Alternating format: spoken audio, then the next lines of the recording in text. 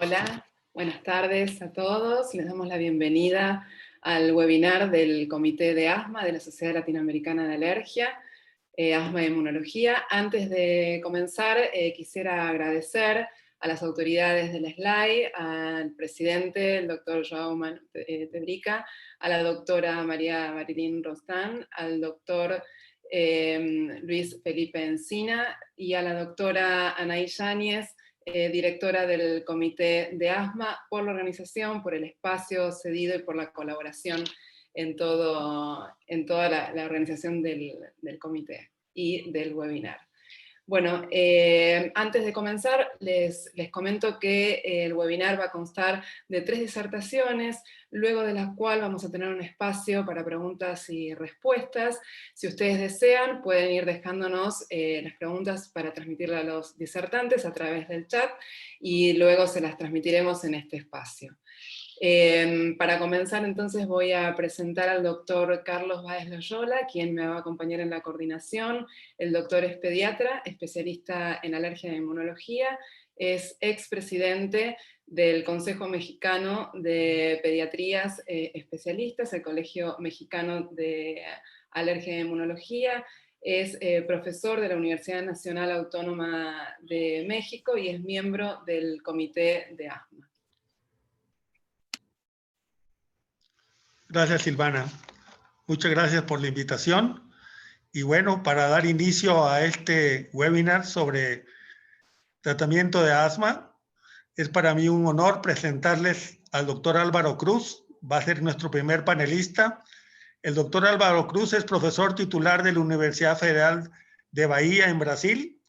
Es director ejecutivo de la Fundación ProAir, miembro de la Junta Directiva de la Iniciativa Global para el Asma, GINA, y además es asesor y consultor de los diferentes ministerios como Salud, Educación y el Consejo Nacional de Investigadores de Brasil.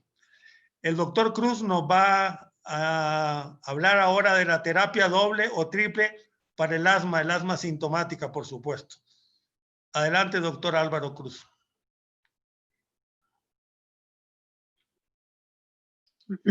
Muchas gracias, Carlos.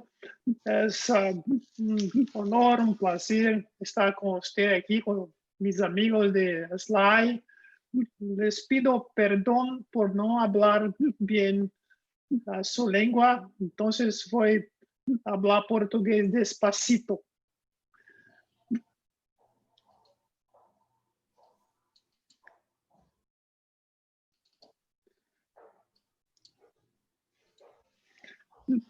O título da minha apresentação, eu modifiquei da pergunta para uma afirmação. Asma, terapia doble ou triple? Sim. Isto é uma provocação, como vocês podem perceber, e eu não vim aqui fazer uma conferência. Eu vim compartilhar minhas reflexões com vocês. Esses são números de 2018, de um relatório global sobre asma, 339 milhões de pessoas com asma no mundo, 420 mil mortes anuais. É lamentável ver tantas mortes quando nós sabemos que elas são prematuras e passíveis de prevenção. Essas mortes não são por excesso de tratamento. Essas mortes são por falta de tratamento adequado ou por um tratamento equivocado. Nós vamos conversar sobre isso.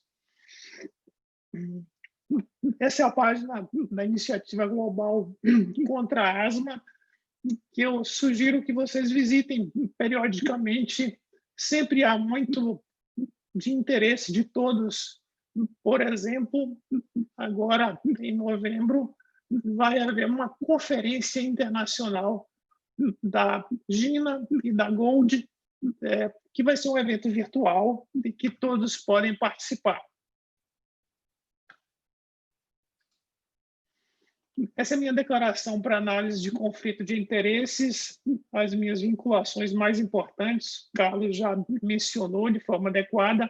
Eu não estou recebendo nenhuma remuneração para essa apresentação de hoje. Eu dividi essa apresentação em 4 pontos: riscos do uso isolado de SABA, vantagens da terapia dupla na asma leve, quando recorrer à terapia tripla e o tratamento individualizado para asma grave.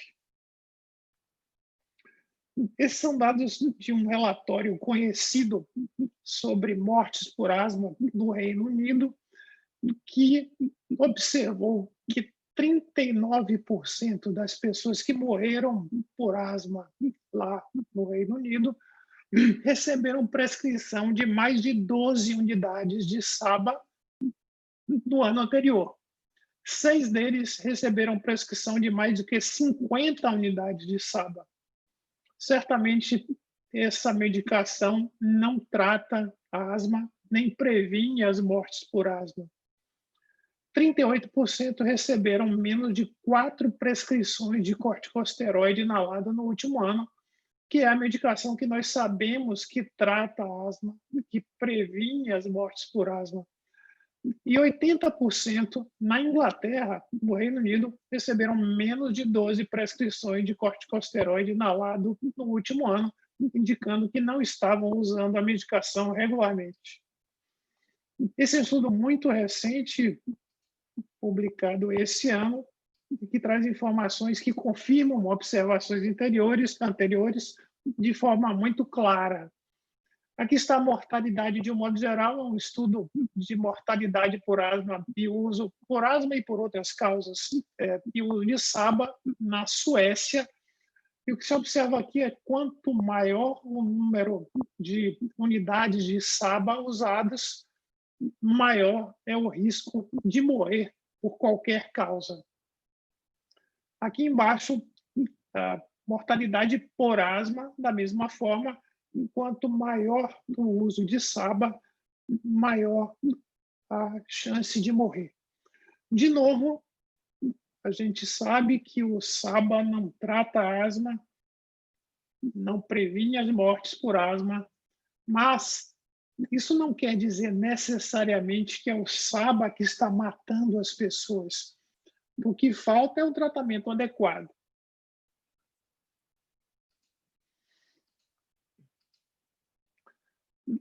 Esse é um diagrama que eu elaborei para refletir sobre tudo que a gente sabe e o que a gente não sabe em relação à asma.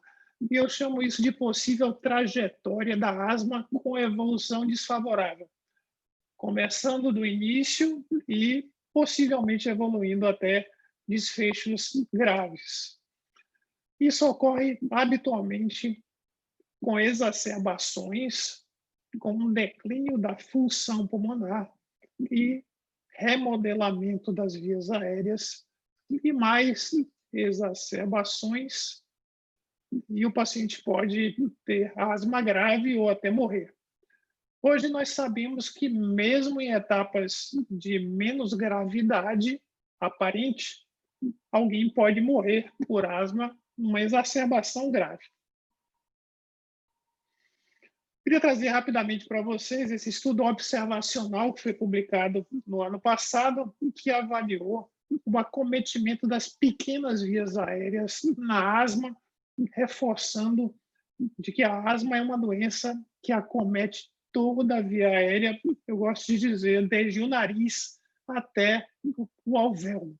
Então, nesse estudo, se mostra que a pequena via aérea, representada aqui em verde, é mais frequentemente acometida do que a grande via aérea, que era o que se pensava mais importante na asma. Então, por exemplo, uma redução do FEF 2575 ou uma redução da capacidade vital forçada, que indica aprisionamento de ar no pulmão, estiveram mais frequentemente observados mesmo do que alterações no VF1 ou na relação VF1 sobre CVF.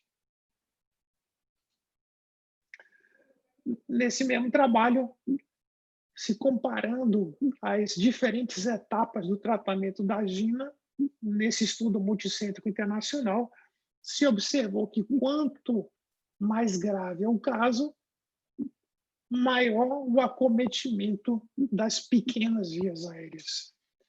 E eu acredito que isso contribui para a progressão da doença para um grau de irreversibilidade e de maior gravidade. Muito bem. Esse é um estudo que embasou as modificações fundamentais na estratégia AGINA a partir de 2019. Muitos centros da América Latina participaram desses estudos, Sigma 1 e 2, que mostrou um benefício em relação à taxa anual de exacerbações graves em ambos esses estudos. No caso do Sigma 1, esse foi um desfecho secundário. No Sigma 2, um desfecho primário. São estudos muito parecidos com pacientes com asma leve, onde se comparou o uso da budesonida com formoterol, se necessário, com o uso regular da budesonida de manutenção, e aqui da mesma forma. No caso do Sigma 1, teve um outro braço que foi o uso de broncodilatador apenas. O fato é que, surpreendentemente, a budesonida com formoterol usado somente quando necessário trouxe resultados melhores do que a budesonida usada regularmente. Mas eu queria chamar a atenção de vocês que isso não é estatisticamente significante, nenhum nem o outro, mas indica que, em substituição ao que parece o ideal, que é usar o corticoide regularmente, usar a combinação da budesonida com formoterol, um ABA de ação rápida com um corticoide, é igual ou talvez até melhor. E a gente vai ver outros estudos que confirmaram esses achados. Esses dois estudos iniciais foram patrocinados pela AstraZeneca, e agora vem outros estudos que foram de iniciativa dos investigadores. Esse é um estudo feito na Nova Zelândia, que mostra aqui, comparando esses mesmas alternativas de tratamento, budesonida de manutenção mais salbutamol, se necessário, aqui em azul, e a budesonida com formoterol, se necessário, e aqui o salbutamol somente. Então, taxa anual de exacerbação, uma redução significativa nos dois que usaram o corticosteroide. E quando se compara aqui 51% de redução.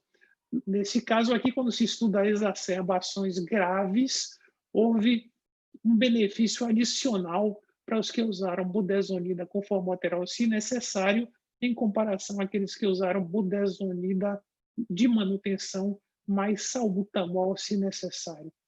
Supõe-se que há questões de adesão nesse estudo, beneficiando os que usaram budesonida com formoterol, se necessário, porque quando necessário, as pessoas costumam usar a medicação. Quando é para usar regularmente, muitas vezes falha.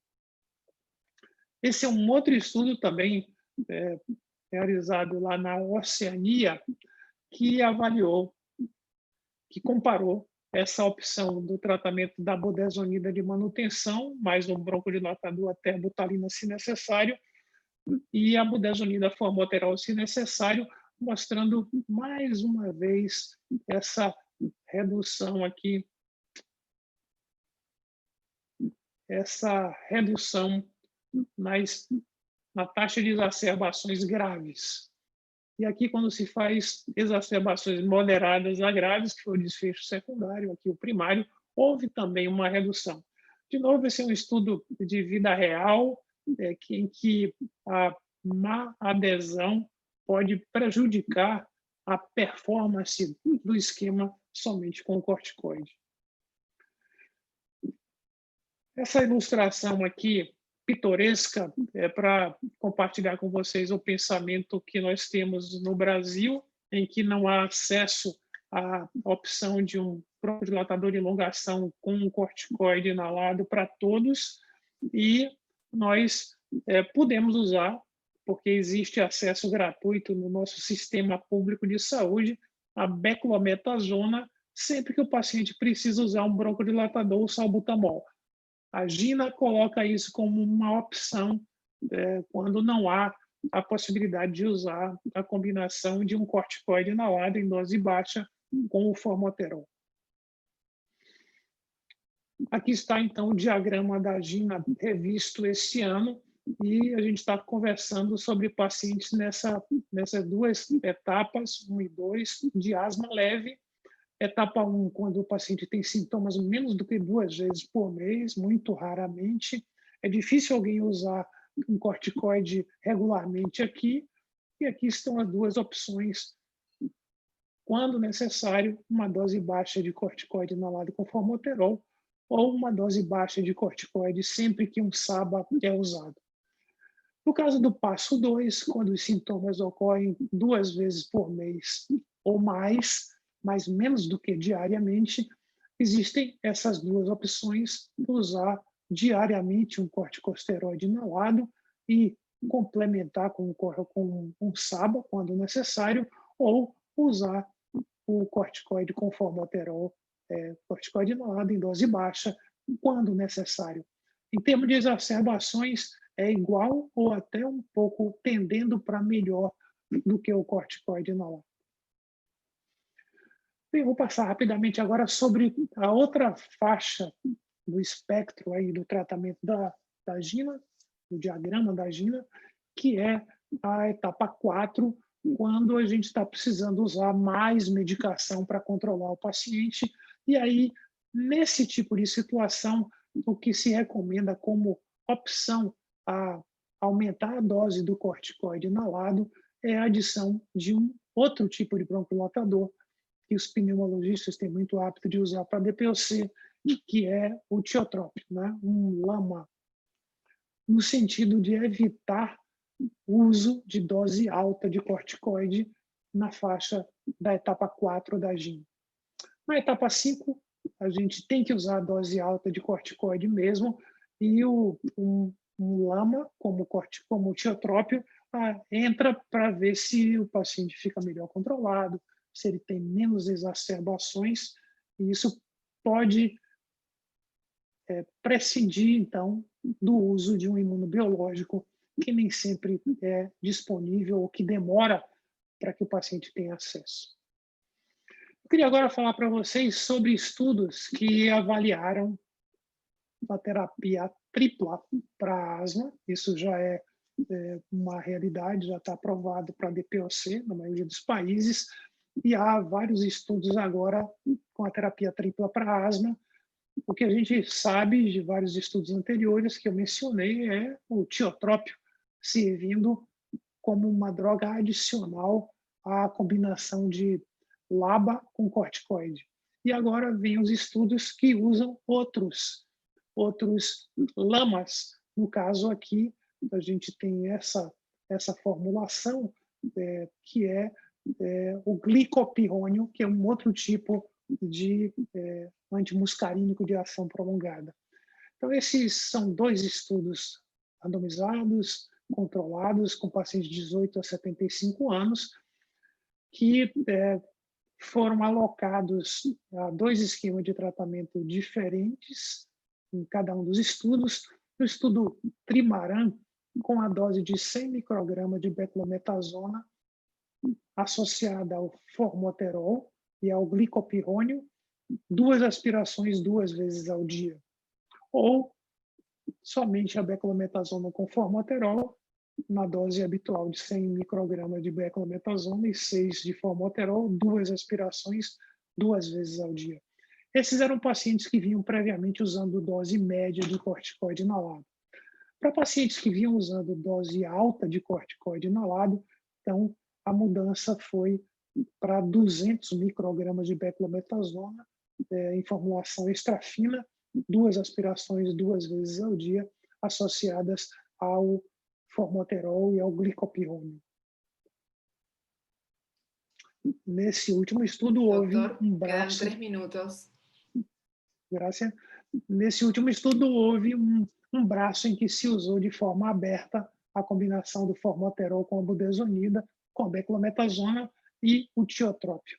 E aqui estão os resultados.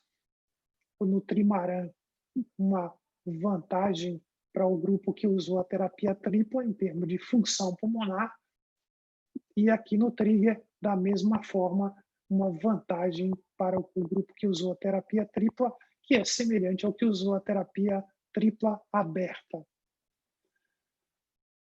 E aqui, quando se observa a taxa de exacerbações graves, também houve uma redução no grupo que usou terapia tripla, seja ela em um só dispositivo, seja ela aberta, confirmando estudos anteriores.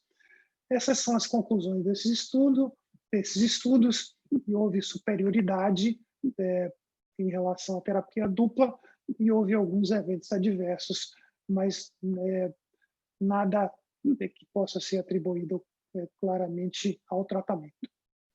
Mas há outros esquemas de terapia tripla publicados, o glicopirrônio também associado à mometasona e indacaterol, e vocês veem o mesmo tipo de resultado, benefício em função, tendência para a redução de exacerbações, nesse caso 7 mortes que não foram relacionadas com o tratamento, e o uso do glicopirrônio associado a uma redução de exacerbações.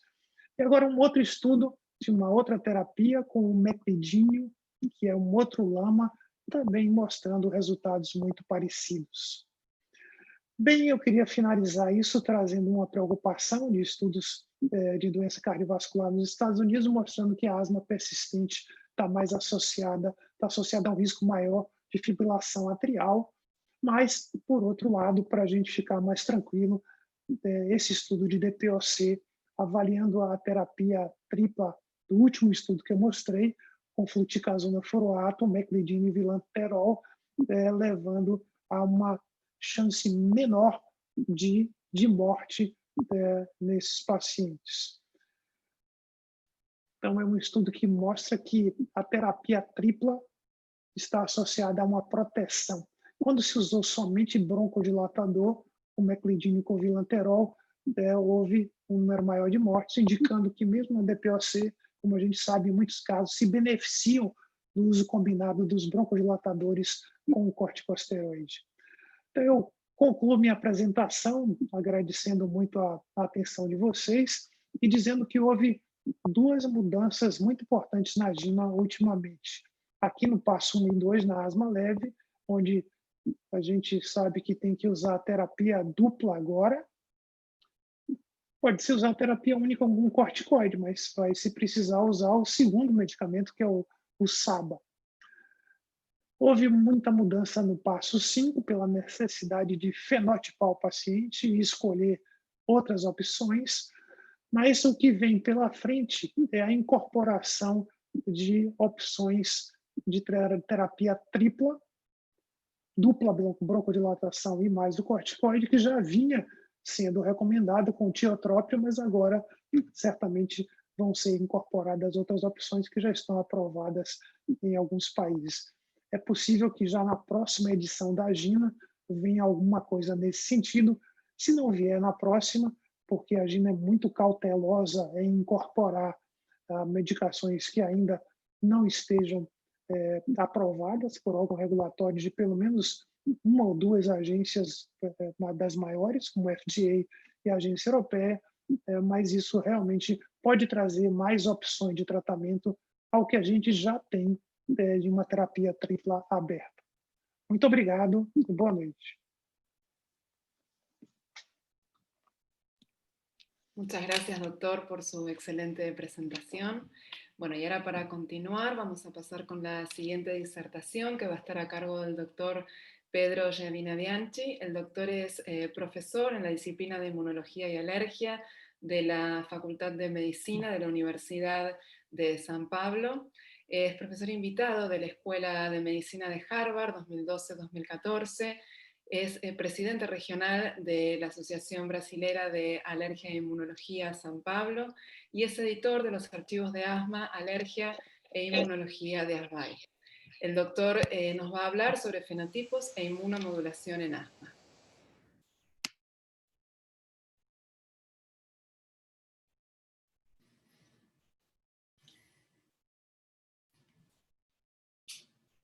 Ahora sí, buenas noches.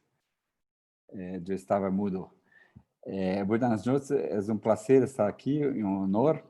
Me gustaría decir gracias a Marilyn en nombre de toda la SLAI por la invitación y también un placer estar acá con Anaí, con mis colegas, mis amigos Anaí y Álvaro Cruz. Y voy a hablar un poquito entonces de fenótipos, también perdóname por el portuñol, pero vamos a hablar un poco de fenótipos. Todos saben que hoy el concepto de que asma no es una única enfermedad, más que son más de una o mismo una síndrome, ¿verdad?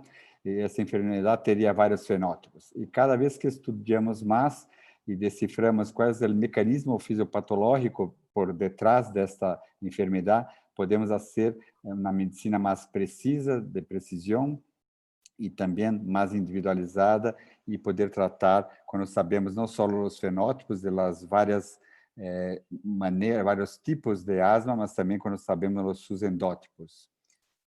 Alguns anos atrás hicimos esse trabalho, que foi esse estudo que foi muito interessante. O objetivo inicial era para ver se havia alguma associação entre LH,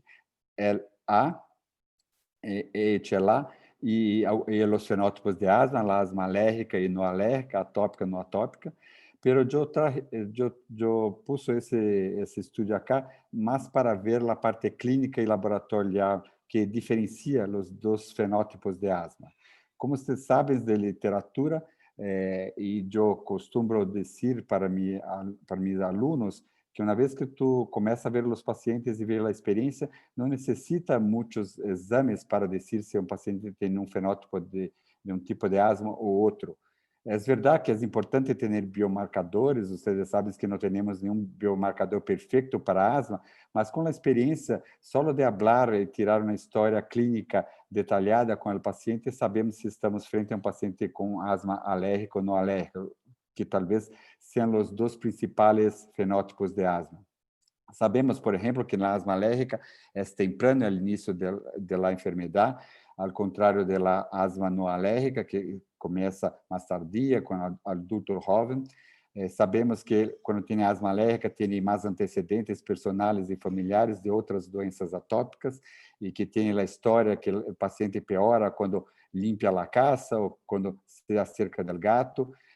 Teoricamente, a asma alérgica tem uma evolução mais branda, o prognóstico é melhor.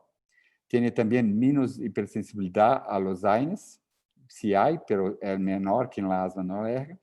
E quando você vai para a inflamação, a asma alérgica conhecemos muito bem como é o endótipo desta asma, na fisiopatologia. Sabemos que há uma hipersensibilidade tipo 1 e sabemos que a IRE total e específica se os testes cutâneos, as provas cutâneas, se pela mensuração sérica, que conseguimos comprovar que há uma IRE específica, pero el eosinófilo é uma célula que é efetora de los tipos encontrada, observada em los dois tipos de asma. Algumas coisas interessantes que vimos nesse trabalho de pós-grado de Priscila foi que, quando você habla de antecedentes personais, não basta perguntar se o paciente tem rinite ou não, porque tanto a asma alérgica vem com rinite alérgica, como a asma não alérgica também vem com a rinite não alérgica. Ou seja, esse conceito que Álvaro estava falando de via aérea única do nariz hasta o parênquima pulmonar é o mesmo para independente do fenótipo. Então, não basta perguntar se o paciente tem rinite e para dizer se ele é alérgico ou não. Pero sí es muy importante saber si el paciente tiene dermatite atópica y conjuntivite. Es muy difícil un paciente con conjuntivite y dermatite atópica no ser del fenótipo alérgico. Não vemos muitos pacientes com asma não alérgica tendo dermatite atópica ou conjuntivite, ou seja, essas duas doenças são marcadores de atopia de alergia. E outra coisa muito interessante que observamos em nossa casuística, essa série de casos, é que a gravidade em nossos pacientes foi maior no paciente alérgico, ao contrário do que diz a literatura.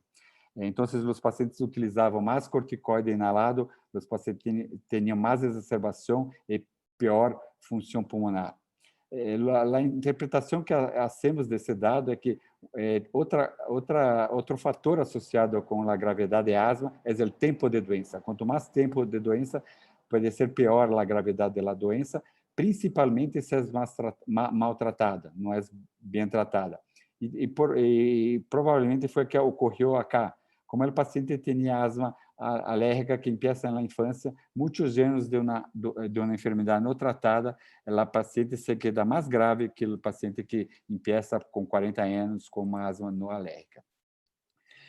Tem certas bias, isso aqui é um dado antigo, que publicamos, mostrando que o paciente que procura nós outros com asma e rinite, como isso depende muito da idade, se tu mira só em ninhos, vai ver que 90% ou mais tem o fenótipo alérgico. Em adultos, só que tem um bias, porque nós outros estamos num serviço de alergia e imunologia, pero 60-70% era alérgico e tinha 30% da dita asma não alérgica.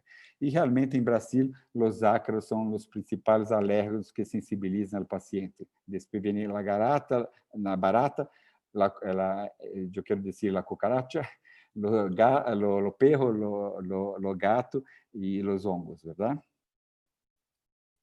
E voltando para aquele trabalho que Priscila isso, de asma alérgica versus asma não alérgica, quando vamos mirar os dois grandes biomarcadores que temos de uma maneira mais fácil que tem em qualquer cidade, colher o hemograma para ver quantos eosinófilos existem em sangue, e também como é a IgE total, vemos que, como era de esperar, a asma alérgica, a IgE total, em média, é maior, 524, nosso normal acá, nesse laboratório é 100, mas vocês podem mirar que mesmo no alérgica também era aumentada, tinha 353 em média, ou seja, não basta pedir uma IgE total para dizer se o paciente é fenótipo alérgico ou não. Mesmo o fenótipo não alérgico tem uma IgE em média elevada. Mas quando isso é estatisticamente diferente, porque claro que a asma alérgica, óbvio, tem mais IgE. Mas quando vocês vão para os eosinófilos, em média, vocês podem mirar que é igual. A alérgica foi 290 e a 300 no alérgica. Ou seja, não houve diferença na quantidade média de eosinófilos. E se utilizamos o cutoff de 300, como é o número que as pessoas teriam utilizado para indicar os imunobiológicos, vemos que 40% da asma alérgica tem 300 ou mais, enquanto 50% da não alérgica tem 300 ou mais. Se apresentamos isso em essa outra forma de diagrama, vocês podem ver quem foi a asma alérgica. Eram os pacientes que tinham IgE específica em ambos, as provas cutâneas e também em el soro. E asma não alérgica tinha os dois negativos, as provas cutâneas e a IgE sérica específica. E vocês veem que mesmo acá, 80% tem a IgE total aumentada na alérgica, ou seja, alguns têm específica positiva, IgE específica, mas não têm a total aumentada. E aún temos pacientes que não têm nem IgE nem eosinofilia, os 14%, mas aún são asma do tipo inflamação tipo 2, porque esses pacientes têm IgE específica. Mas quando vemos no não atópico, é claro que uma maior, 36% são os pacientes que não têm IgE total nem eosinófilos, não têm também IgE específicas, talvez esses sejam os pacientes que chamamos de paucigranulocíticos, ou talvez neutrofílicos, isso podemos discutir depois. Outra casuística nossa é só com ancianos, são 243 ancianos, 60 anos ou mais. Desses ancianos, 62% tinham asma del fenótipo atópico, e quando vemos também a mesma coisa, vocês veem que a IgE, obviamente, é maior no fenótipo alérgico, 429, mas quando vem, mesmo na não alérgica, os ancianos têm 220. Mais uma vez mostrando que, embora diferente, a IRE total não serve só a IRE total para diferenciar os fenótipos. E, mais uma vez, mostrando aqui, a média foi um pouco menor que o 300 do outro estudo que hicimos, mas em ancianos foi 240 a média dos eosinofilos, e não houve diferença entre os pacientes que tinham asma do fenótipo alérgico e não alérgico.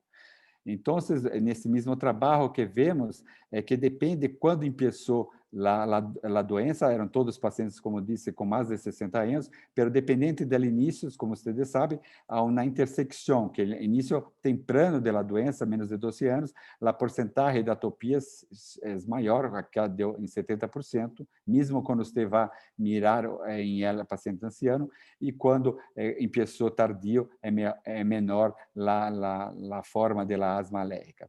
Pero acá também tem a mensagem que mesmo no paciente anciano, 60% tem IRE específica, ou seja, não é todo paciente anciano com asma que tem asma não alérgica. Eu não vou ter tempo para entrar em la fisiopatologia das asas, mas só queria duas palavrinhas, duas mensagens. Vocês acá, na esquerda, têm a fisiopatologia, que todos conhecem bem, da hipersensibilidade tipo 1, da asa alérgica, com as alarminas, aquelas citocinas que começam o processo imunológico, e depois as 3 citocinas típicas do fenótipo TH2, que é L4, L3 e E5, mas eu traje isso acá porque também tinha uma inflamação, e porque a mensagem é que paramos de agora falar em inflamação TH2 e passamos a falar em inflamação tipo 2, em a ideia que não é só o linfócito T helper que orquestra, que coordena todo. Sabemos que tem, por exemplo, linfócitos inatos, células linfóides inatas.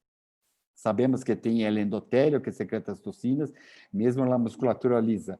Então, não é só o linfócito TH2, então agora é melhor falar em inflamação tipo 2, e também para mostrar que existe inflamação eosinofílica alérgica, onde você consegue observar uma resposta IRE específica, uma resposta imune específica, mas tem também uma outra resposta que não entendemos tanto, que talvez seja desencadeada por poluentes, micróbios, vírus, etc., e que em essa asma tu tem outras células, mas não há IL4 e nem IRE específica para produção contra ácaros ou outros alérgenos. Como biomarcadores, se vai a Gina, o que temos hoje em dia é realmente a ser a sangue, ver quantos são os eosinófilos na sangue, e dizem 150, acima disso, principalmente se usa corticosteroide sistêmico. Eu prefiro utilizar o cutoff de 300, quando não utiliza corticosteroide sistêmico. O feno não é todo lugar que tem, agora em Brasil está começando, o aparato para medir o feno foi registrado por Anvisa, por nossa reguladora, agência reguladora, mas não há disponível, poucos lugares têm o feno, mas era outro biomarcador que podemos utilizar, e como sempre, a evidência clínica e laboratorial com IRE específica, provas cutâneas e IRE sérica específica, podemos isso fazer, e lembrando que a pessoa que utiliza corticosteroide sistêmico tem que repetir a dosagem de eosinófilos e IRE específica. Os fenótipos, esse aqui é trabalho, na verdade, uma revisão famosa de Sally Wensley, só para mostrar que não é só o fenótipo alérgico e não alérgico, sabemos que tinha um associado a hipersensibilidade à aspirina, sabemos que tem que é induzido por exercício, tem também as mulheres com 40 anos de idade que têm obesidade, e por aí vai, são diversos fenótipos. Dos desafios é justamente saber quais são os fenótipos importantes que devem ser relevantes e tratados, e falar um pouquinho de tratamento. Então, esse protocolo que utilizamos em nosso serviço, baseado nos protocolos internacionais, em bloco. Tem o primeiro bloco, que, como vocês sabem, o mais importante é ver se o paciente está aderente e se utiliza o dispositivo inalado de maneira correta, que são as principais razões para não controlar a asma.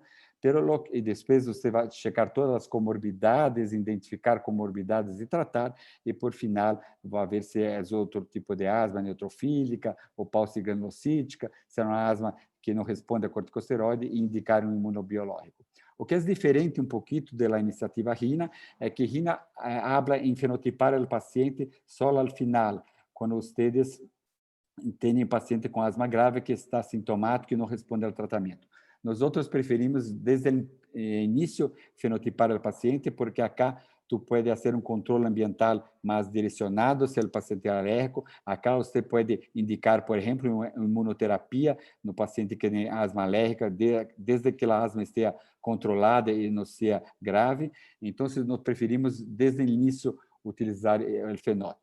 E esse diagrama de fluxo, esse algoritmo que as pessoas utilizam no King's College em London, eu encontrei muito interessante porque nos ensina quais são os pacientes que poderíamos fazer ou utilizar lama, como Álvaro estava falando, ou utilizar os monoclonais, como Anaí vai falar. Então, se vocês têm paciente com asma, é aquele paciente que não está controlado. Vocês sabem que esses conceitos mudam muito com o tempo, cambiam toda hora. Então, você tem paciente que não tem sintoma, esse sintoma pode ser que o diagnóstico de asma está errôneo, equivocado, não tem asma, ou tem asma pelos sintomas por outra razão, por exemplo, um refluxo gastroesofágico ou uma disfunção de prega vocalis. Ou então, o terceiro grupo, se esse paciente tem asma e está sem controle por causa que a asma está mal controlada. Então, vamos verificar a aderência e a técnica, se estão perfeitas, e acá estamos ainda falando de asma difícil. Se você verifica que tudo está correto, aí sim temos asma grave. E daí teríamos biomarcadores, espirometria, eosinófilos, feno, e se os eosinófilos e feno estão alterados, temos mais inflamação. É claro que muitos pacientes são mesclados, mas se o problema principal é a obstrução, a espirometria, daí teremos acá mais o problema maior do espectro de obstrução. E nesse caso, vamos preferir prescrever um lama para o paciente e reabilitação, e esse outro, onde a inflamação não foi controlada, iríamos para os monoclonais. Em relação à imunomodulação, aí vai falar sobre os monoclonais, apenas 2, 3 palavrinhas. Primeiro, não olvidar de que nós outros hacemos... Nos quedan 3 minutos. Perfeito, obrigado. Graças. Não olvidar que a imunoterapia é uma forma de imunomodulação, utilizamos mais para a rinite, mas também pode ser utilizada em asma, desde que a asma esteja controlada e que não se agrave, e a ideia é fazer um câmbio de TH1 para TH2, ou então, o que acreditamos mais hoje em dia é induzir as células T reguladoras e, com isso, diminuir a inflamação. Então, essa é uma possibilidade sempre em pacientes que têm alergia, asma alérgica. E a ideia é induzir supressão por interleucina 10, o factor transforming growth factor beta. Isso, pero há também a outra maneira de fazer a imunomodulação, que é com você bloquear as citocinas, seja com anticorpo monoclonal quanto na citocina, por exemplo, com o omalizumab, seja bloqueando um receptor, por exemplo, com dupilumab ou com benzalirumab, ou você poderia também utilizar receptores solúveis ou ainda inibir a tradução. Agora, para a dermatite atópica, vai começar a entrar no mercado, aqui em Brasil, os JAK inhibitors, que vai ser outra possibilidade também para controlar as doenças, através também de inibir a tradução do sinal.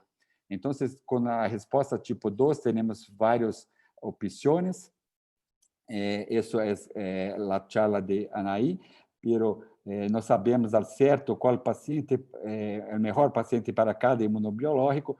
Sabemos que quando há um predomínio de eosinófilos, talvez tentemos algo mais para bloquear essa célula efetora. Se tem dermatite atópica junto, daí podemos usar dupilumab, ou se o componente alérgico, o início da resposta alérgica é muito intenso, na fase imediata da hipersensibilidade tipo 1, podemos pensar em omalizumab, por exemplo. E a última slide que quero dizer, existem vários ensaios clínicos, vários clinical trials, mostrando que os imunobiológicos são seguros, são safe, e são efetivos, e eles são eficazes. efetivos. Eu creio que a maior discussão agora é como ter o custo dessas medicações e como ter acesso. Isso vai ser um grande problema. E por isso temos que ter muito claro qual é a população objetivo, a target population, porque não são todos os pacientes que respondem a todos os imunobiológicos, temos que escolher certo e temos que ter também critérios de resposta e mais tarde também critérios para retirar a medicação depois que o paciente tem sua asma controlada. E talvez isso tenha que ser feito em centros de referência, podemos discutir isso. Eu acabo acá sendo uma publicidade de nossa revista, nosso periódico. Como vocês sabem, Arquivos de Asma, Alergia e Imunologia agora não só representa nós outros em Brasil, mas também junto com a revista, o periódico de México, também é uma revista oficial de SLAI. Então, eu invito a todos para publicar acá, todos serão muito bem-vindos. Pode publicar em inglês, espanhol ou português, não há problema. Muitas graças.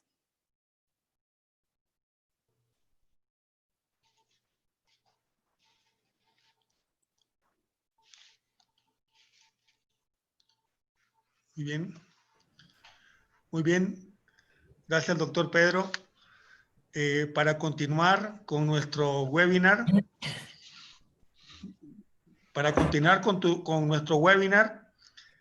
ahora nuestra siguiente panelista es la doctora Anaí Yáñez, quien es la coordinadora del Comité de Asma del SLAI. Ella es especialista en alergia e inmunología clínica, miembro del Consejo de Directores de la UAO y directora del Centro de Investigaciones de Alergia y Enfermedades Respiratorias en Buenos Aires, Argentina. Ella nos va a hablar ahora, para continuar con este webinar, con el rol de los biológicos en asma. Quiero recordarles, antes de darle la palabra a Anaí, de que por favor nos vayan haciendo sus preguntas, las manden por el chat, para que al final tengamos tiempo de hacer la pregunta a los panelistas. Adelante, Anaí.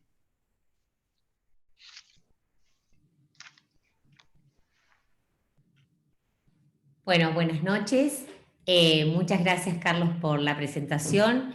Muchas gracias a SLAI por esta oportunidad dada al Comité de Asma para compartir con ustedes breves conceptos sobre asma que ya pudieron verlos con Álvaro y con Pedro. Ahora nos vamos a dedicar al rol de los biológicos en asma grave. Estos son mis conflictos de intereses.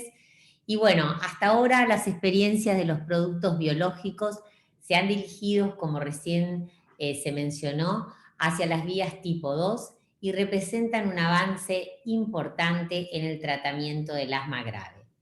La selección de los pacientes para productos biológicos necesariamente debe ser guiado por biomarcadores, es decir, por eosinófilos y por la valoración de FeNO, los cuales van a ser útiles a la hora de identificar y seleccionar cuáles son los pacientes candidatos para recibir un biológico después que y solo que tengamos el diagnóstico de asma grave.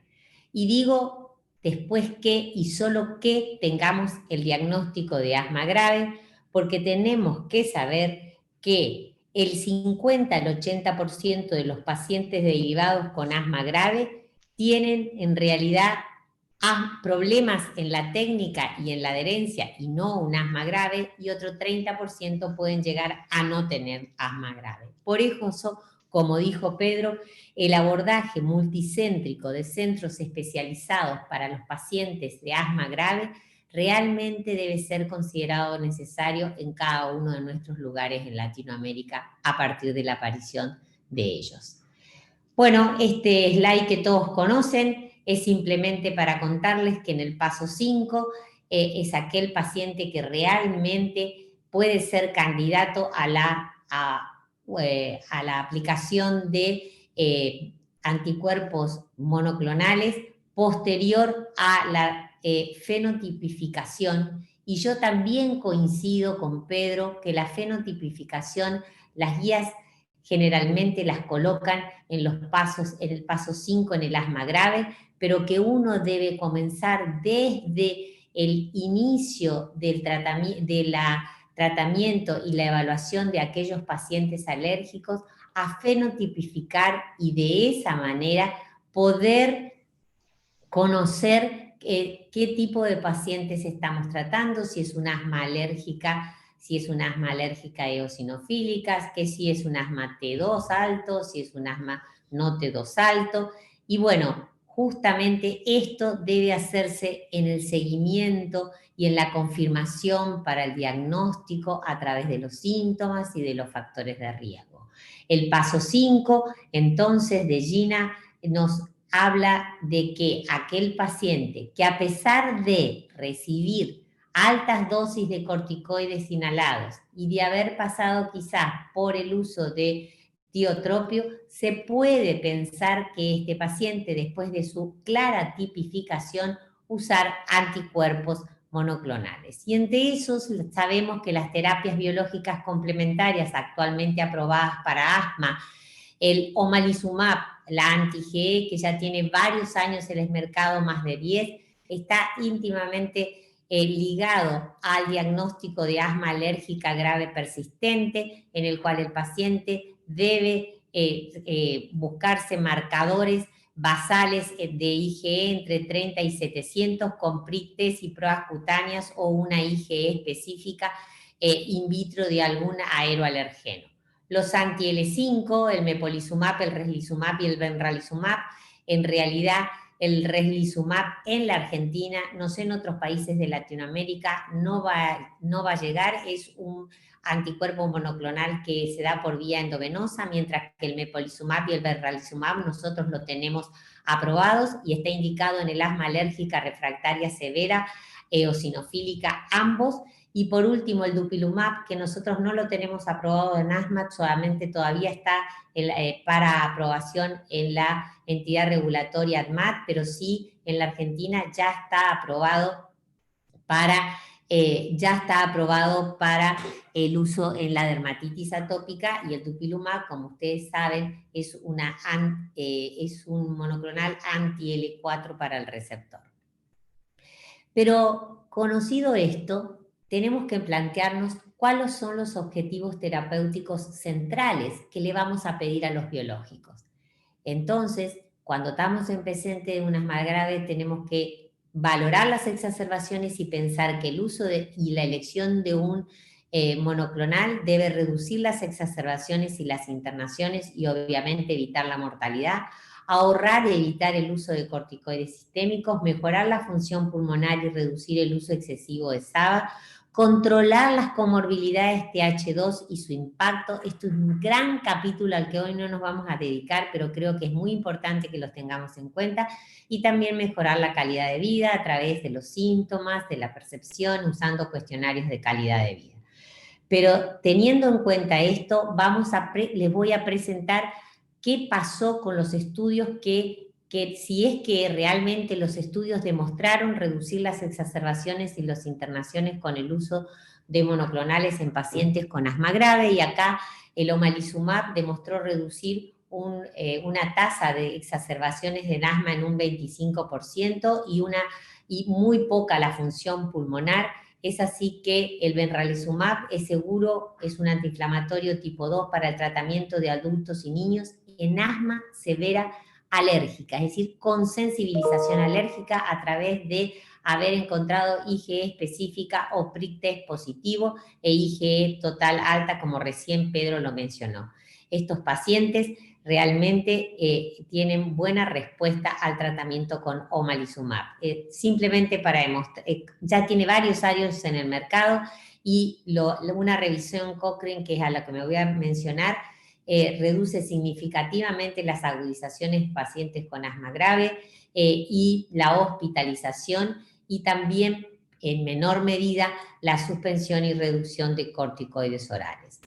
Con respecto al mepolizumab y al benralizumab, en los estudios de mepolizumab que evaluaron reducción de exacerbaciones, como ustedes ven acá en el slide, están el número de eosinófilos de los distintos grupos de pacientes, y se vio que hubo una reducción que llegó hasta el 70% de las exacerbaciones. Cuando más alto es el dosaje de eosinófilos por microlitro, células de eosinófilos por microlitro, mayor es el porcentaje que los ensayos clínicos demostraron la disminución de las exacerbaciones. En los estudios con benralizumab, el Siroco y el Calima, también se obtuvo una disminución de las exacerbaciones en un punto de corte de eosinófilos, como ustedes pueden ver, de 300 células por microlitro. El mepolizumab también demostró que es una anti-L5, un 50% entonces de la reducción de las reducciones de la tasa anualizada de exacerbaciones con una P estadísticamente significativa. Pero también el mepolizumab demostró una reducción de exacerbaciones que requirieron hospitalización, porque estas eran las anteriores exacerbaciones solamente, y demostró una disminución de las exacerbaciones que requirieron internación. A su vez, se pudo observar que los anti-L5 reducen las exacerbaciones también a largo plazo. En estudios que se siguieron durante años hasta una semana 188, se ve que de un estudio a otro había un switch y que el omalizumab demostró que la disminución de las exacerbaciones era duradera. El dupilumab, que como ustedes saben es una anti-L4, anti-L13 para los receptores, demostró también una disminución de las exacerbaciones que casi está en el 50% con la utilización de dupilumab 200 microgramos dos veces al mes, comparado con placebo. Y en los estudios de dupilumab que usaban corticoides, también se vio que era un estudio más corto de 24 semanas, que hubo una reducción de casi el 60% de las exacerbaciones comparado con placebo. Pero ¿qué otro objetivo tiene el uso de biológicos en el asma grave? Mejorar la función pulmonar y reducir el uso de SABA, y como ustedes pueden ver acá en un estudio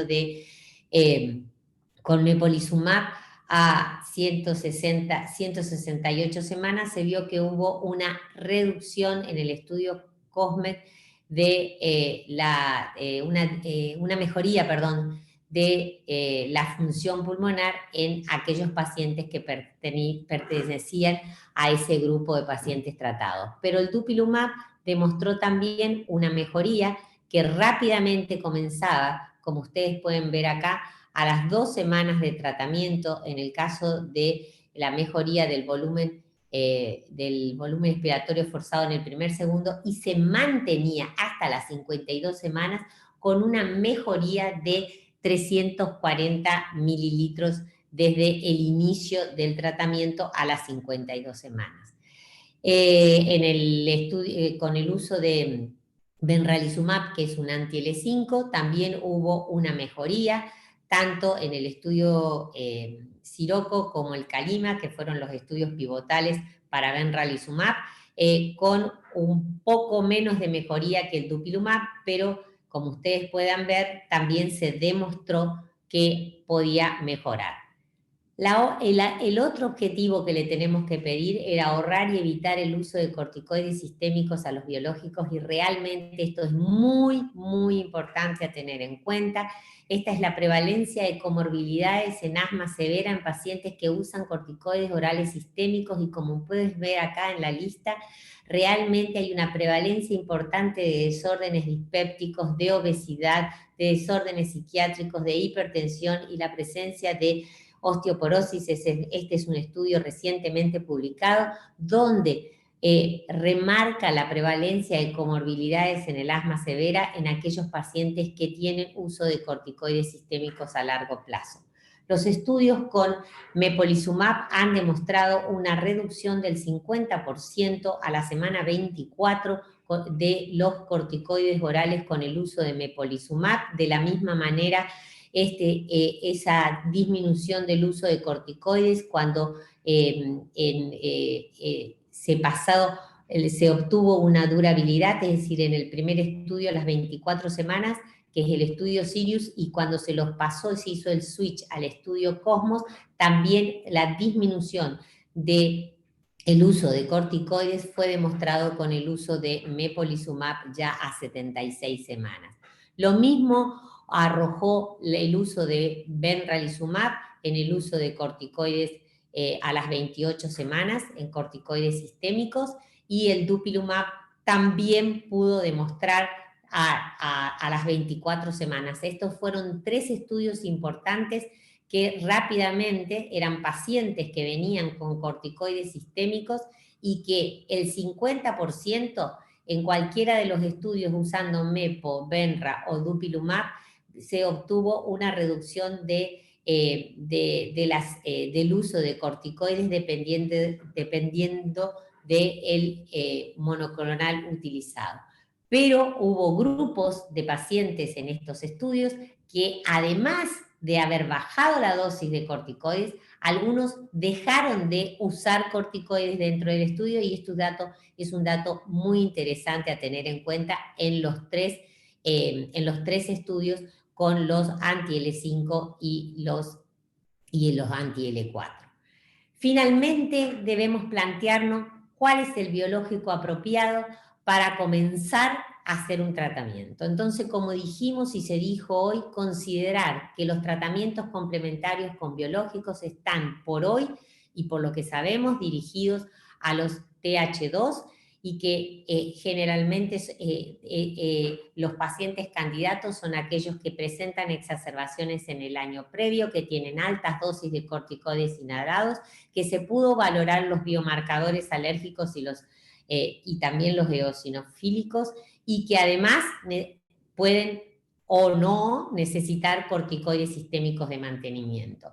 Y el biológico apropiado habrá que pensar después de comenzar con la fenotipificación y saber que estamos en presencia de un asma alérgica grave, que tiene sensibilización a test cutáneos positivos, que tiene una IgE total elevada, y que la indicación de omalizumab generalmente predice una buena respuesta cuando los eosinófilos están por encima de 200 células por microlitros, cuando el feno está alto por encima de 20, y obviamente hay síntomas impulsados por alergenos y también hay síntomas a nivel de vía aérea superior. Pero si ya no estamos en presencia de un paciente que tiene un asma alérgica, podemos considerar el uso de la elegibilidad para los anti-L5, ya sea para el anti-L5 general o hacia el receptor, aquel paciente que fenotípicamente es un asma eosinofílica grave, que ha tenido exacerbaciones en el último año y que tiene eosinófilos en sangre por más de 300, y que los factores que pueden predecir una buena respuesta son altas cantidades de eosinófilos en sangre, cuanto más alta mejor respuesta, hay exacerbaciones en el último año más de 2, inicio de asma generalmente en el adulto, y la presencia de comorbilidades a la que hoy no nos vamos a referir específicamente. Y si consideramos que el paciente candidato puede ser para una anti-L4, hay que pensar que estamos en un asma eosinofílica tipo 2 grave, que ha tenido exacerbaciones en el último año, que tiene un feno mayor a 65 partes por billón con eosinófilos, con células por microlitro de 150, y que obviamente tiene una necesidad de mantenimiento de corticoides sistémicos. Los factores que pueden predecir una buena respuesta, volvemos nuevamente a que tienen alta cantidad de eosinófilos en sangre, feno alto, ¿sí? Y que se puede utilizar para el asma grave y también el asma con comorbilidades. Como sabemos, las comorbilidades más importantes en el asma grave son las rinosinusitis crónica con poliposis nasal. Por tanto, cuando tenemos... 4 minutos. Es la penúltima. No, ya 4 minutos de tiempo. El uso racional de los biológicos en asma grave, podemos sintetizarlo rápidamente en este slide, diciendo que cuando tenemos un asma alérgica, quizá el anticuerpo monoclonal candidato es el omalizumab para la elección de indicar en un paciente. Fue el primero que salió. Hay mucha seguridad con este anticuerpo monoclonal y tiene algunos inconvenientes como el peso y la dosificación, pero realmente las revisiones Cochrane son muy positivas.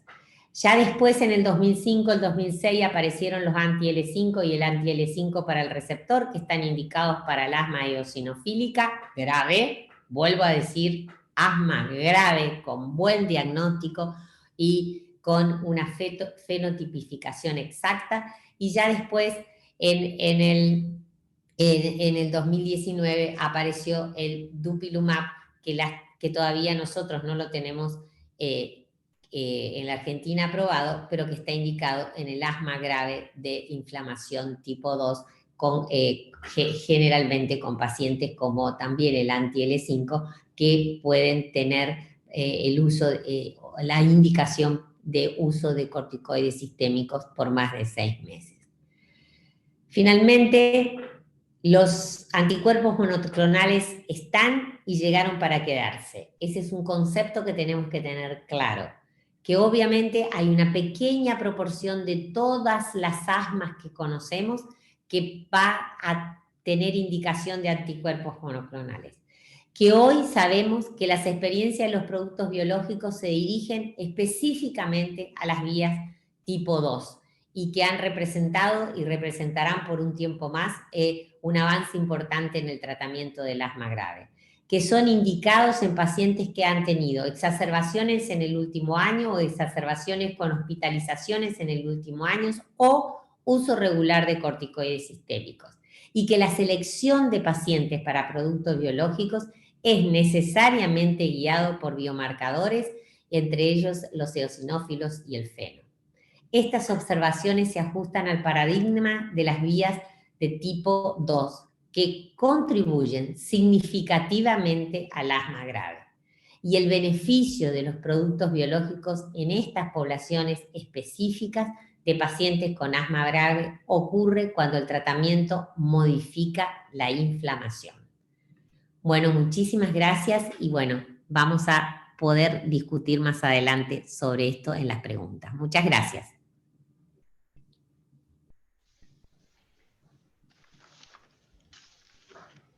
Muy bien, Anaí.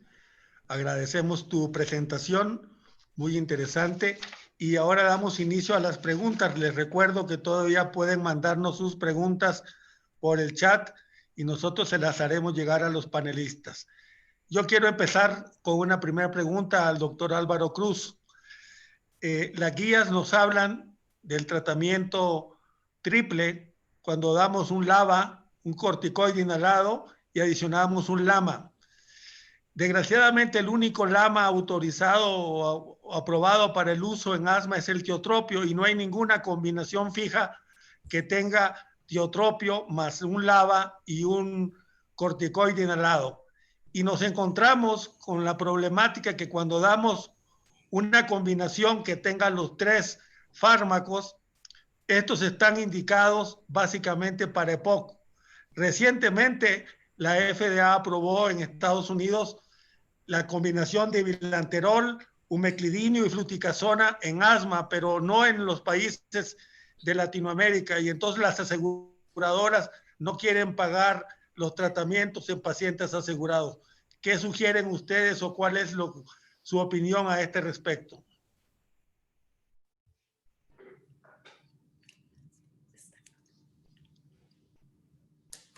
Muchas gracias por su pregunta muy importante.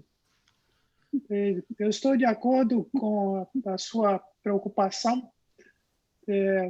Só temos, no momento, no Brasil também, o tiotrópio aprovado para uso em asma. E mesmo assim, é muito caro, o acesso é limitado. Com esses estudos que demonstram que as outras opções de LAMA, em uma combinação única, são igualmente eficazes e bem tolerados, é muito provável que essas medicações sejam aprovadas também. E isso pode gerar mais competição e reduzir o preço por outro lado, é mais conveniente também usar em um só dispositivo essas medicações. E eu acredito que para o futuro isso vai acontecer. Por enquanto, nós temos que ter todo o cuidado de um uso off-label, porque não há aprovação, exceto a aprovação nos Estados Unidos que você mencionou.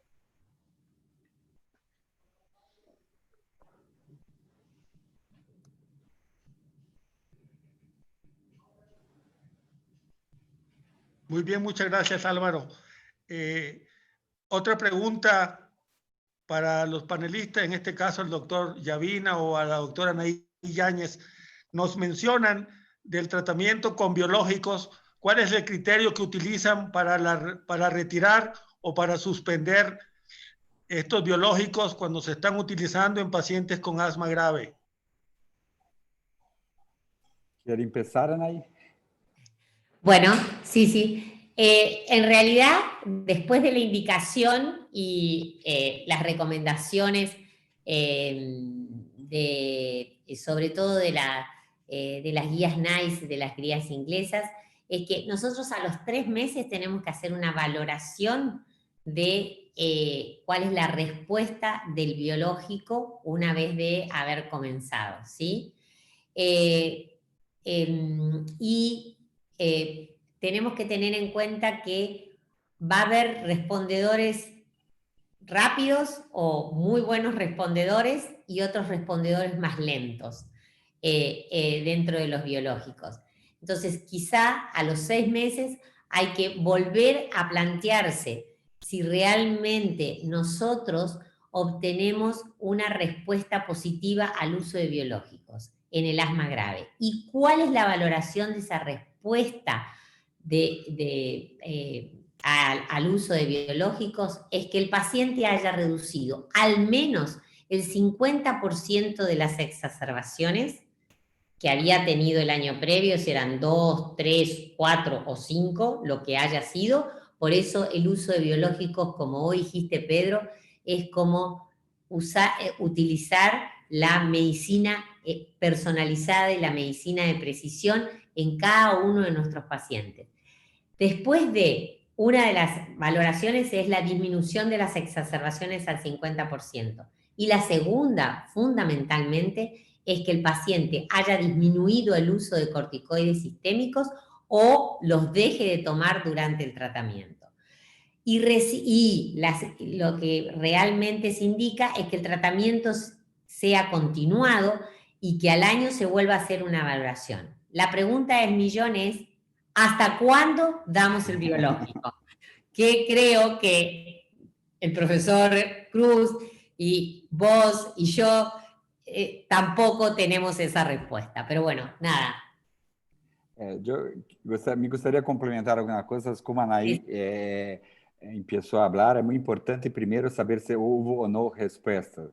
E isso pode, muitas respostas são rápidas, pero para o omalizumab era um pouco mais lenta e tinha a coisa de em 16 semanas a ser lá em Inglaterra, você fazia para ver se houve ou não resposta, né? Pero tem um trabalho importante também, que alguns pacientes com omalizumab que não respondiam 6 meses, a grande maioria, quando respondem em 6 meses, pero tem uns que só respondem, como a Anaí falou, mais lentos, que só de 6 a 1 ano.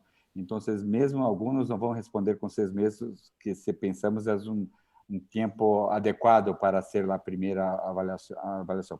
Pero sua pergunta é muito importante, hasta quando dar a medicação? A mim me parece que isso não é a resposta, porque com a exceção de omalizumab que temos há 15, 20 anos utilizando e experiência, com os outros são muito novos. Então, não temos todavia evidências científicas para responder isso com muitos critérios como base. Pero aqui, a mim, o que me parece é que quando chega um paciente tão grave, a resposta imune está tão enraizada, tão estruturada, que não pensa que em 2, 3 meses esse paciente vai sair de uma asma grave e tu vai poder retirar o imunobiológico. Então, eu penso que essas coisas para 2 hasta 3 anos, na grande maioria dos pacientes. E creio que vai depender realmente, depois do paciente não ter mais sintomas, essas exacerbações, como a Anaí falou também, tão bem, que aí sim vai poder retirar. Mas não é essa resposta. Eu não penso em poucos meses, e mesmo em um ano, creio que não vamos lograr tirar o imunobiológico. Creio que essas coisas para 2, 3 anos, e se pode fazer algum paralelo. Tem estudo que é um ensaio clínico que registrou o dupilumab para rinossinusitis crônica com poliposes, o sinus. Houve grupo que com os 6 meses, depois de uma melhora, começaram a barrar ou retirar lá. Tive um grupo que retirou a medicação. E o que observou que após 6 meses, todos os pacientes volviam a piorar e ter sintomas. Então, não foi suficiente manter só por 6 meses. Eu penso que realmente essas coisas para 2 anos ou mais. Yo quiero contarles una cosa que nos pasó en el centro. Nosotros teníamos un estudio con dupilumab que tenía una duración de 52 semanas y que ese estudio iba a tener un switch de un open label, es decir, que todos los pacientes que antes eran doble ciego iban a tener un switch a un estudio abierto. Por cuestiones regulatorias que pasaron en la Argentina, el paciente a las 52 semanas no pudo hacer el switch al otro estudio. Entonces se quedó casi un año sin pacientes. Bueno, en ese estudio de 10 pacientes, 8 empeoraron. Cuando los volvimos a enrolar en el grupo de open level, es decir, que recibían todos la medicación, rápidamente volvieron a mejorar y hoy llevan 3 años de tratamiento y bueno, están perfectos, sin exacerbaciones, sin el uso de corticoides sistémicos. Pero eso que acabas de decir, Pedro, es una realidad.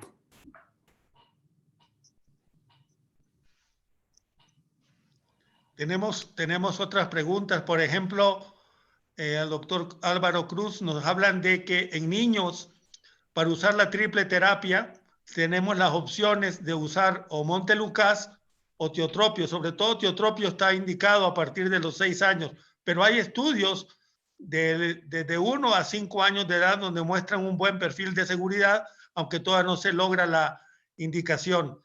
La pregunta sería, ¿cuál es el criterio para decidir en niños cuándo utilizar Montelukast y cuándo utilizar tiotropio? Muy buena pregunta. Yo no soy pediatra, pero tengo mucho interés en los niños. Y yo pienso que el Montelukast es una medicina para casos más leves, cuando usted quiere tratar toda la vía aérea. Tiotropio es una cosa para una asma más severa, cuando hay un componente obstrutivo importante. Então, essa é a diferença maior.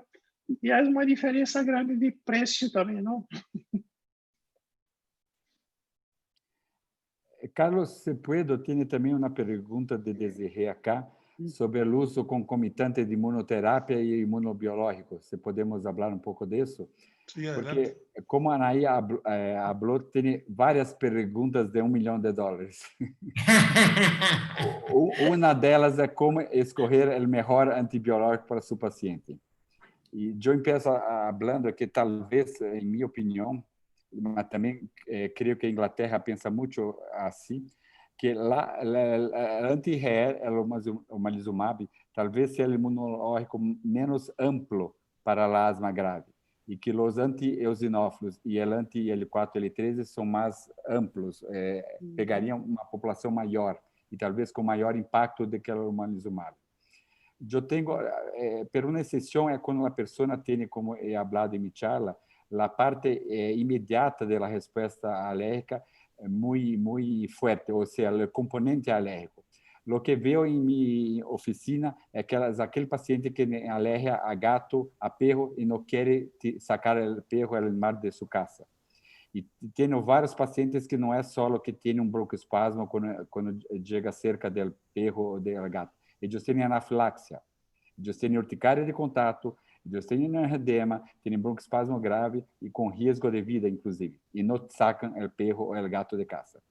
Em essa situação, onde o componente alérgico, a fase imediata da hipersensibilidade tipo 1 é muito forte, eu creio que esse é o paciente para o anti-RE.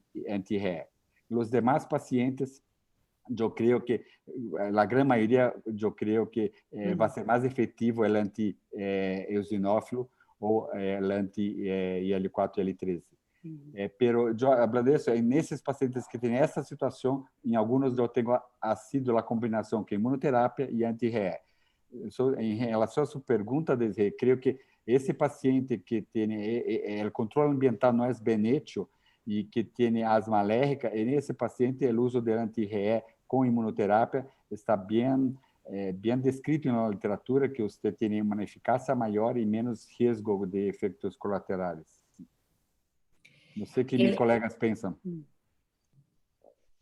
En realidad, en todos los ensayos clínicos con biológicos, la inmunoterapia nunca fue suspendida y la única indicación era que los pacientes que recibían inmunoterapia, que obviamente tenían un asma grave, pero tenían un gran componente alergológico a nivel de vía aérea superior, con una rinitis importante, o con una hipersensibilidad especialmente a aeroalergenos, se mantenía la inmunoterapia siempre a dosis estables, porque bueno, estaban adentro de un ensayo clínico, ¿no? Pero que es totalmente compatible el uso de, sobre todo con el omalizumab, como vos decís, Pedro.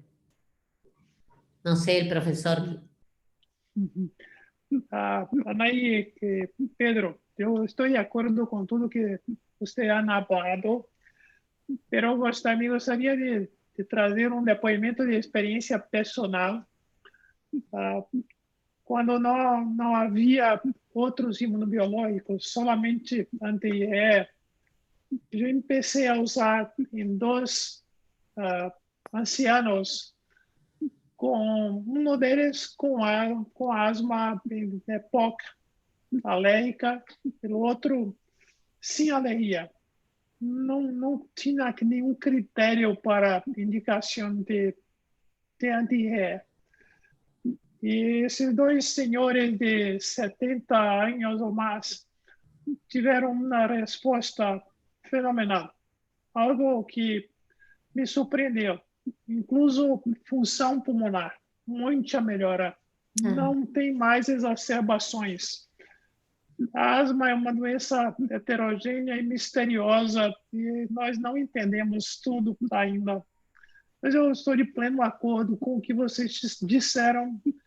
Possivelmente, os anti-IL-5 e anti-IL-4 e IL-13 têm um espectro mais amplo do que a anti-IgE somente, que certamente beneficia mais pacientes que têm fenômenos de hipersensibilidade imediata e tem muitas limitações pela questão do peso e do nível de IgE total.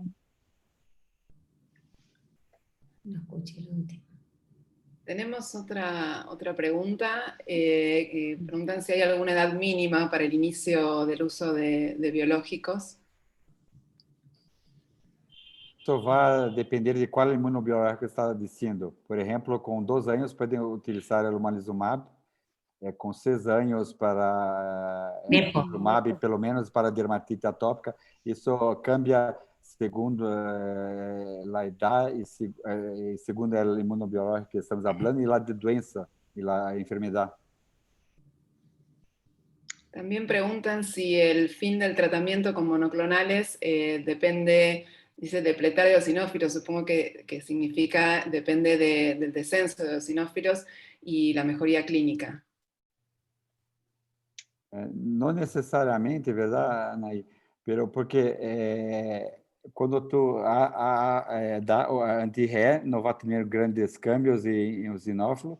Quando tu dá anti-IL-5 ou anti-receptor IL-5, se há um câmbio.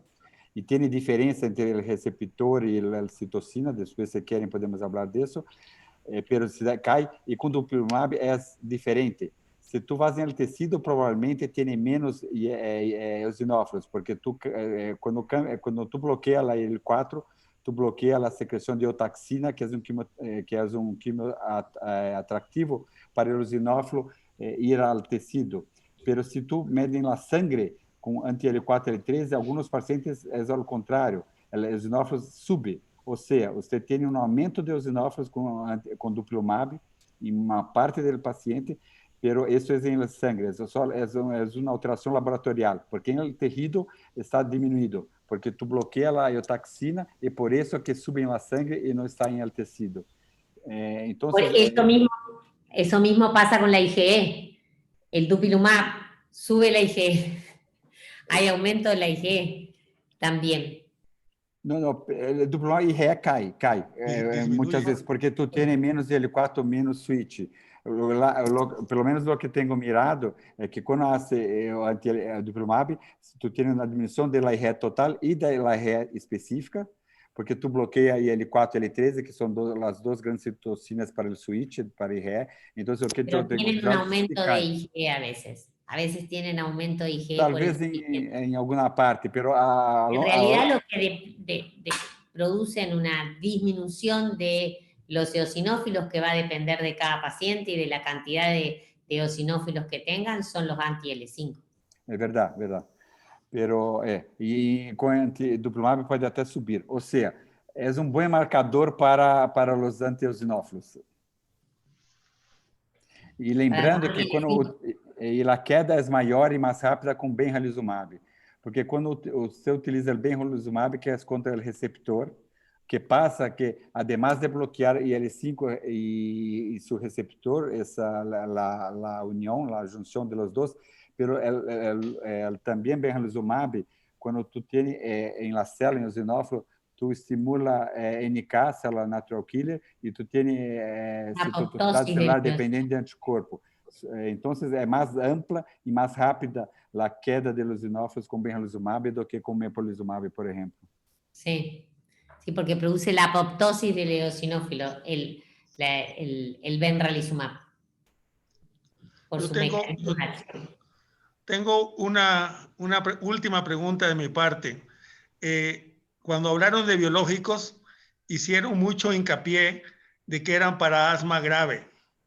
Sin embargo, yo siempre he pensado que están clasificados en el paso 5 para asma grave o para un padecimiento grave, por ejemplo, el dupilumab en dermatitis atópica, por el costo.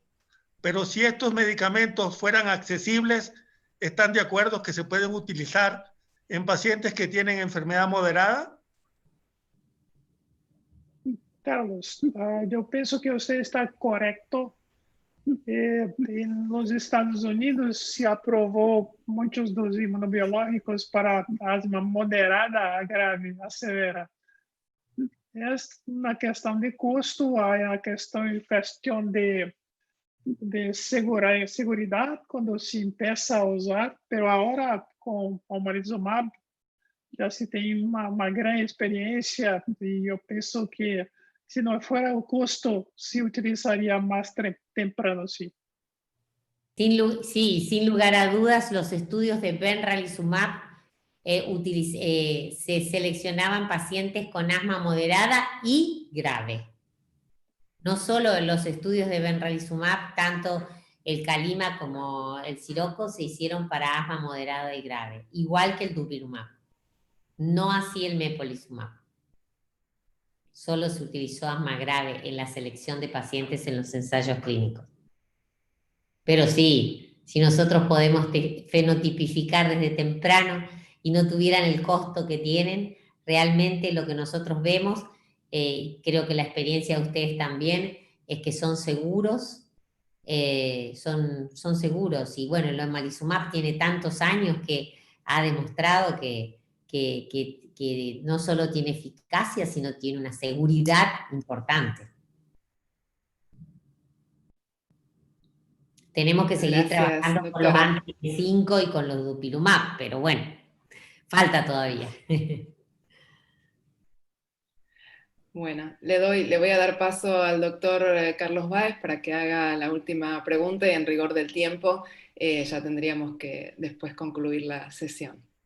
No, pues realmente yo ya no tenemos más preguntas. Lo único que sí les quiero comentar es que para obtener el certificado de asistencia, ahí les hemos anexado un link donde pueden hacer la solicitud para que después les hagan llegar el certificado de participación o de asistencia de este webinar. Y bueno, no sé si... Yo quisiera pedirle al doctor Álvaro Cruz, que tiene tantos años de experiencia con asma, que realmente nos diga a todos, a todos los que estamos, tanto los panelistas como los que nos están escuchando, un consejo general en los pacientes, no solo de asma grave, sino que en los pacientes, en el asma en general, ¿sí? Así que yo le pediría que nos dé un consejo. Anaí, é um prazer enorme estar aqui charlando com você, com os amigos de Sly. E o conselho que eu posso dar para qualquer pessoa mais jovem que trate a asma é que cada paciente é diferente dos outros pacientes.